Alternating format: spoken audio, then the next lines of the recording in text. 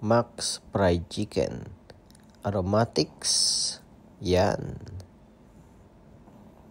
Salt. Soy sauce. Seasoning powder. Patis o pea salt. Pakuluan. Ilagay ang manok. I-rest ng 10 minutes. Lagyan ng soy sauce. Pahiran. Ilagay sa air fryer ng 200 degrees ng 20 minutes. 25 minutes.